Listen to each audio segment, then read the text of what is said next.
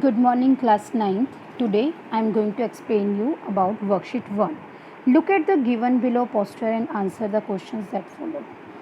Look, they have given us a poster. कुछ भी चीज़ बेटा that give us a display of something, जिसमें हमें किसी चीज़ का डिस्प्ले मिलता है तो उसको हम पोस्टर की कैटेगरी में लेकर आते हैं. पोस्टर्स की जो मेन फीचर होता है कि दे आर वेरी अपीलिंग, बहुत अपीलिंग होते हैं. इनमें शॉर्ट में मैसेज होता है, जो भी ये इन्फॉर्मेशन देना चाहते हैं उसके बारे में ये होते हैं. ठीक है. और पोस्टर्स, मुझे नहीं लगता कि आप में से कोई भी बच्चा ऐसा होगा जिसने आज तक पोस्टर्स नहीं देखे होंगे. हर चीज़ के यानी कि पोस्टर आप लोग अपने नेबरहुड में देख सकते हैं. कहीं पे भी आप स्कूल में आते हैं तो आपको काफ़ी तरीके के बच्चों के बनाए पोस्टर्स दिखते हैं, या जैसे कि आपके प्रिंटिंग में से जो आए होते हैं पोस्टर वो दिखते हैं. तो now have a look at the given below poster and answer the question that follow. अब देखिए इस पोस्टर में आपको क्या दिख रहा है. एक तो आपको दिख रहा है हार्ट, है ना. उसके अंदर आपको दिख रहा है एक इमोजी. अब ये इमोजी क्या कहना चाह रहा है? Love and be kind to your self.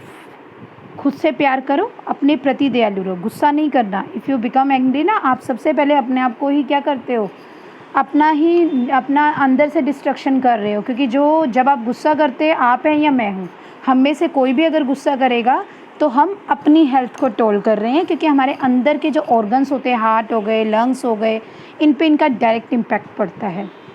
Next, help others when ever you can. दूसरों की मदद करो जब भी कर सकते हो. ठीक है. This is a good habit. Share your feelings with friends and family. हमेशा याद रखिए अपने अच्छे फ्रेंड्स, अपनी पेरेंट्स और अपनी फैमिली के साथ, इवन अपने टीचर्स के साथ अपने मन की बात ज़रूर शेयर करें. क्योंकि कई बार आपको लगता है आपके साथ बहुत अच्छा हो रहा है, उसको शेयर करें ताकि बाकियों को भी पता चले आपके साथ क्या अच्छा हो रहा है.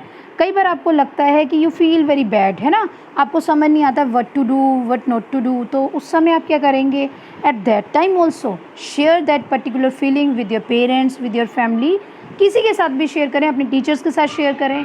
ठीक है. नेक्स्ट है play indoor games. Indoor games खेलें. ठीक है. आजकल कोरोना है, we will not suggest you to go out और step out and play games in the park. ठीक है. फिर भी अभी देखिए कुछ बच्चे जाते हैं तो ऑब्वियस सी बात है, हैव सम प्रॉपर अपना मास्क वगैरह लगाएं. इस तरीके से थोड़ी सोशल डिस्टेंस मेंटेन करें. पर यहाँ पे लिखा है इंडोर गेम्स ज़रूर खेलें. Keep a journal, diary, right और ड्रॉ इट इन इट. कहते हैं एक जर्नल रखो, एक डायरी रखो. ठीक है. जिसमें आप उसके बारे में लिखें. ठीक है. Read books, preferably picture books. किताबें पढ़ें, खास करके पिक्चर बुक्स. पिक्चर बुक्स का पता है सबसे बेटर यानी कि इम्पैक्ट क्या होता है? आप वर्ड्स पढ़ने से पहले ही उसकी पिक्चर्स को देख के आपके माइंड में क्रिएटिविटी स्टार्ट हो जाती है. वर्ड्स वाली बुक जो होती है उसको आपको रीड करना है, उसके बाद आपका माइंड चलना शुरू होता है. पर पिक्चर वाली बुक में जैसे आप विजुअल्स देखते हो ना, आपको कुछ ना कुछ माइंड में समझ आने लग जाता है कि क्या है ये, किस बारे में है. Try mindfulness practice. और माइंडफुलनेस की प्रैक्टिस जो कि आपको हैप्पीनेस में भी करवाई जाती है ना, आपकी बहुत इंपॉर्टेंट प्रैक्टिस है, वो करेगी. और अब ये सब चीज़ें किससे डील करें? अगर आप ये सब चीज़ें करेंगे, your heart will be happy. आपका दिल खुश रहेगा.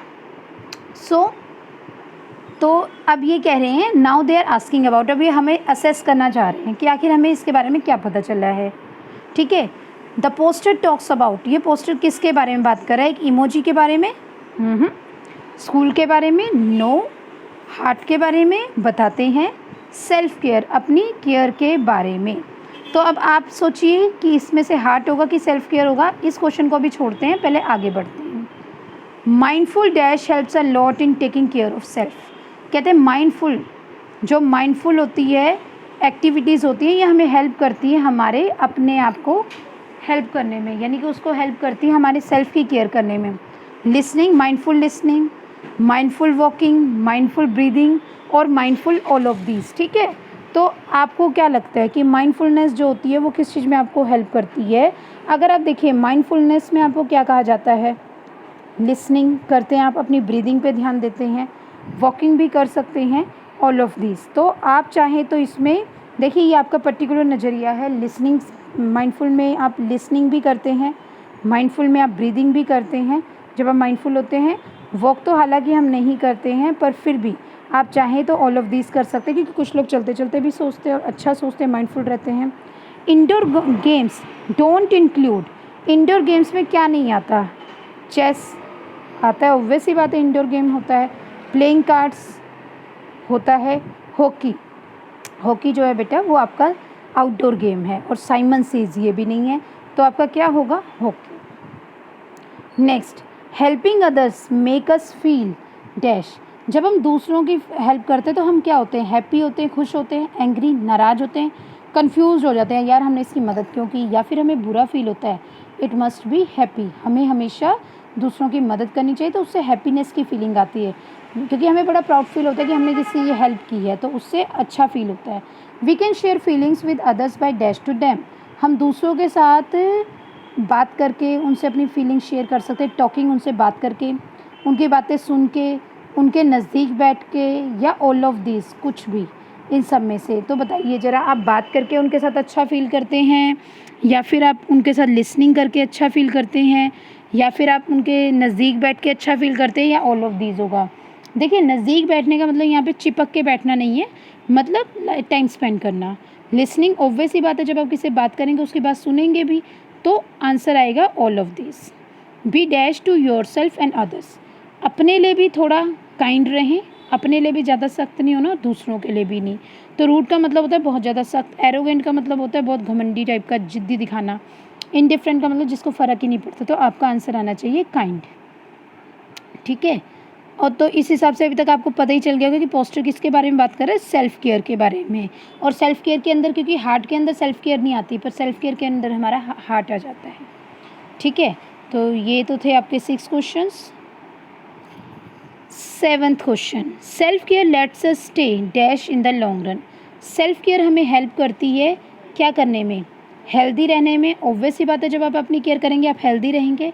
पॉजिटिव रहने में, अगर आप सेल्फ केयर करेंगे, देखो जो इंसान चिढ़कर बोलता है सारा दिन, किसी के साथ लड़ता रहता है, तो वो आपका कहीं ना कहीं उसके अंदर नेगेटिविटी है। ठीक है, वो हेल्दी नहीं है, क्योंकि दिखने में आप सब हेल्दी हैं पर आपका हार्ट हेल्दी नहीं है, क्योंकि आपको तभी तो गुस्सा चल रहा है, अपना कामली किसी चीज़ को डील नहीं कर पा रहे। तो आपको, अगर आप अपनी सेल्फ केयर करते हैं, हमेशा याद रखिए चैरिटी बिगिंस एट होम। अगर आप अपनी सेल्फ केयर करते हैं तो you will become healthy. Healthy रहेंगे आप, पॉजिटिव रहेंगे आप, काम रहेंगे आप, शांत रहेंगे। तो answer would be all of this. तो इन तीनों की जगह क्या हो जाएगा? Answer all of this. The last question is, a journal refers to a notebook और a diary in which you can write about your dash etcetera. कहते हैं एक जर्नल एक नोटबुक होती है, डायरी होती है, जिसमें आप किसके बारे में लिख सकते हो? सेल्फ, अपने बारे में लिख सकते हो, थॉट्स अपने विचारों के बारे में लिख सकते हो, फीलिंग्स अपने मन में जो भावनाएं आ रही हैं उसके बारे में लिख सकते हो। तो ऑब्वियस सी बात है, जो जर्नल है वो आपकी डायरी है, उसमें आप कुछ भी लिखिए, that is up to you. तो आपका आंसर आएगा ऑल ऑफ देम। ठीक है जी। सो आई होप कि आपको ये जो वर्कशीट है ये समझ आई होगी। Till then, stay home, stay safe, wash your hands with soap and water regularly. Thank you.